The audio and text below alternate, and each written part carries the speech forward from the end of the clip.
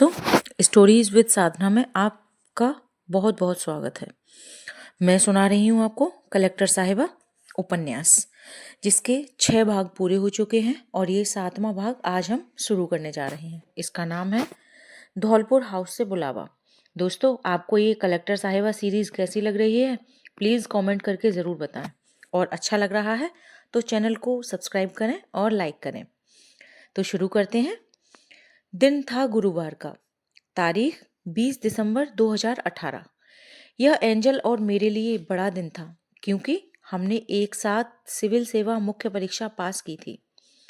मैं सामान्यतः परीक्षा देने से भयभीत नहीं होता था, लेकिन रिजल्ट आ गया, यह सुनते ही या पढ़ते ही हृदय की धड़कन लगभग 1.5 गुना रफ्तार से चलने लगती थी। रिजल्ट चाहे प्री का हो, मेंस का या फाइनल का। मुझे पीडीएफ में अपना रोल नंबर सर्च करने की हिम्मत नहीं हो पाती थी। सच कहूं तो रिजल्ट का नाम सुनते ही हवा टाइट हो जाती थी। या तो मुझे मेरा कोई मित्र पास या फेल की खबर देता था, या फिर मैं 2-3 दिन बाद खुद चेक करता था। मैंने एंजल का रोल नंबर सर्च किया, उनका मेंस हो गया था। इसके अलावा शिव सिंह और देवेंद्र का भी हो गया था। तब तक सुमित का कॉल आया, गिरीश भाई बधाई हो, तुम्हारा और भाभी दोनों का मेंस हो गया है। लड़कों में यह पुराना ट्रेंड रहा है कि अगर कोई लड़का किसी लड़की से महीने भर से लगातार टच में रहे तो उस लड़के के सारे फ्रेंड उन्हें भाभी बुलाना शुरू कर देते हैं, भले ही उन्होंने प्रपोज भी ना किया हो। किसकी भाभी की बात कर रहा है? एंजल ने तपाक से बोला। मुझसे तुरंत कुछ बोलते नहीं बना। फिर दिमाग में बत्ती जली और मैंने कहा, भाई तेरा नहीं हुआ, इसका दुख लग रहा है। इस बार जियोग्राफी ने डुबो दिया। मैंने बात बदलते हुए कहा। आज एंजल की खुशी उनके मुखड़े पर साफ झलक रही थी। यूपीएससी के दिए गए सपने को आज उन्होंने थोड़ा नजदीक से आते हुए जो देखा था। कॉफी पीने चलोगे? उन्होंने पूछा। मैंने हाँ कर दी और हम टैंक रोड पर चाय की टपरी पर चले आए। एंजल ने कहा, कोई किस्सा सुनाओ जो डेटिंग से जुड़ा हुआ हो। लंदन में एक लड़के लॉरेन एक बार अपनी कोचिंग में पढ़ने वाली लड़की को अपने साथ कॉफ़ी पीने का ऑफ़र दिया था। यह ऑफ़र एक ब्लाइंड डेट की तरह था। साथ कॉफ़ी पीने के बाद लड़की को लड़का पसंद नहीं आया। फिर क्या हुआ? एंजल ने व्यग्रता से पूछा। लड़के लोरेने ने एक अपनी डेटिंग फेल हो जाने के बाद कॉफ़ी पर खर्च हुए 3 यूरो वापस करने का मैसेज उस लड़की को भेज दिया। साथ में बैंक डिटेल भी मैसेज कर दी। फिर क्या था? लड़का तो कंजूस निकला, एंजल ने हंसते हुए कहा। कंजूसी छोड़ो, पता है मेरे जैसे लड़कों को कॉफ़ी पर चलने के लिए कहने में महीनों हिम्मत जुटानी पड़ती है। वहीं लड़कियों को 2 मिनट भी नहीं लगते, न करके चल देती हैं।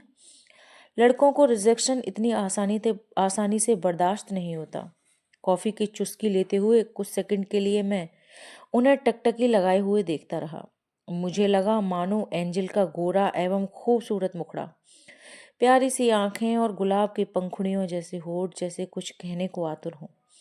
सी ग्रीन सलवार सूट में वो बहुत प्यारी लग रही थी। ऐसा लग रहा था जैसे परी लोक से कोई परी उतर आई हो। अगर आपको 3 साल तक सैलरी ना दी जाए तो क्या आप सिविल सर्विसेज ज्वाइन करना चाहोगे? मैंने एक इंटरव्यूअर की तरह गंभीर भाव लेते हुए पूछा।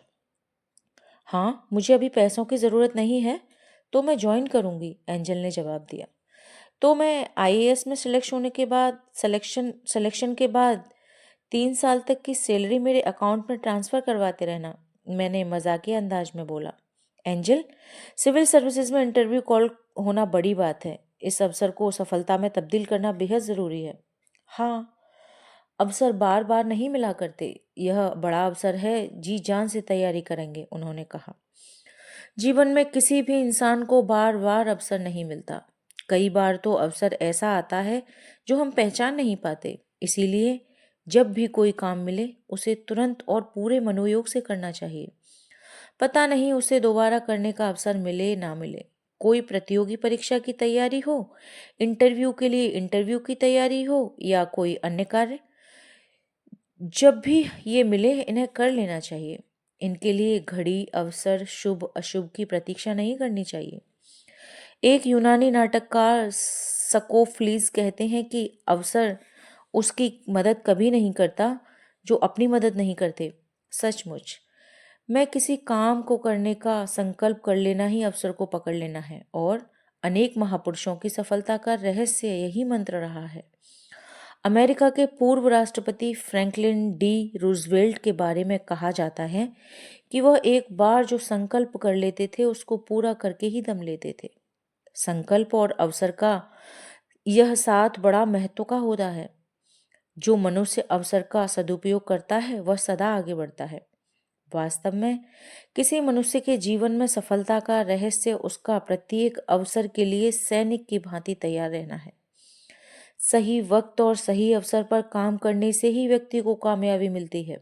कई बार मनुष्य असमंजस और उधेड़-बुन में ही रह जाता है और उसके हाथ में मौका चूक जाता है, और अगर एक बार ये मौका चूक जाए तो दोबारा लौट कर नहीं आता। समय और अवसर को जिसने नहीं पकड़ा वह कभी सफलता प्राप्त नहीं कर सकता। समय और अवसर का यदि व्यापक अर्थ देखें तो दोनों एक समान है। जो व्यक्ति समय की गतिशीलता को पहचानकर सामने आए अवसर को पकड़ लेता है और अपनी योग्यता को प्रदर्शित करता है, वह अवश्य ही अपने जीवन को संवार लेता है। समय कभी ठहर नहीं सकता, ना वो किसी का इंतजार ही करता है, वह तो सदा गतिशील है। आज के नौजवान यदि समय और अवसर का महत्व समझ लें तो वह अवश्य सफलता प्राप्त करेंगे। किसी भी लक्ष्य को हासिल करने के लिए मनुष्य के अंदर ललक के साथ उत्साह भी बेहद जरूरी है, क्योंकि एक साधारण काम भी मुश्किल हो जाता है जब आप इसे बिना उत्साह के आधे अधूरे मन से करते हैं। मैं यूपीएससी के प्रति एंजल के डेडिकेशन तथा उत्साह को लेकर के बहुत प्रभावित हुआ।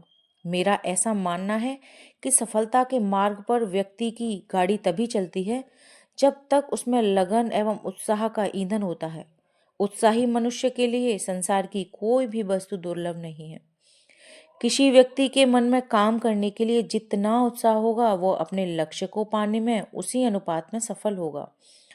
जीवन में सफल होना है तो अपने को देखो, मगर केवल सपने देखना ही काफी नहीं होता। आपके अंदर से उसे पाने की तीव्र इच्छा और अदम्य उत्साह भी जरूरी है।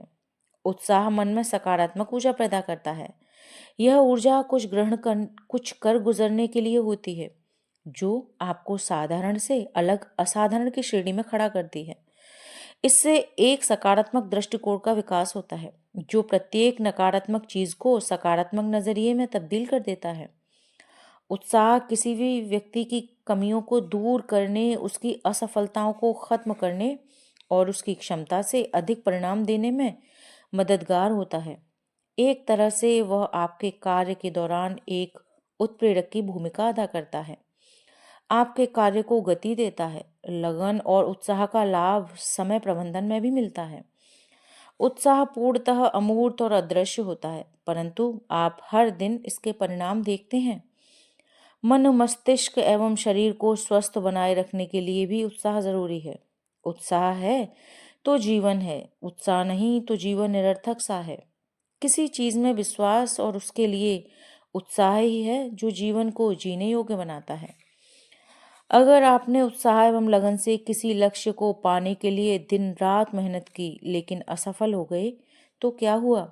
ये अंत तो है नहीं ना? फिर से कोशिश करो। असफलता तो सफलता की एक शुरुआत है।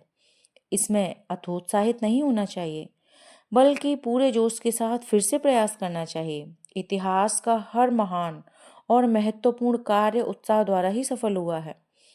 बुद्धिमान व्यक्ति तमाम असफलताओं और कठिनाइयों के बावजूद उत्साह नहीं खोते हैं, क्योंकि उनमें उत्साह रूपी अपार बल होता है। बार बार असफल होने पर भी उत्साह न खोना ही सफलता है। दरअसल सफलता इस बात की क्षमता है कि कितनी भी विफलताएं आए, आपका उत्साह कम न हो। उत्साह एक तरह से मनोवैज्ञानिक रसायन है जो आपके मस्तिष्क, शरीर और मन से काम करवाता है कि आप हर मुश्किल के बावजूद जीत सकें। इसीलिए सफलता के लिए किए जा रहे परिश्रम को ठीक से क्रियान्वित करना हो तो ललक के साथ उत्साह बनाए रखिए। दोस्तों, ये भाग यहीं पर खत्म होता है। धन्यवाद।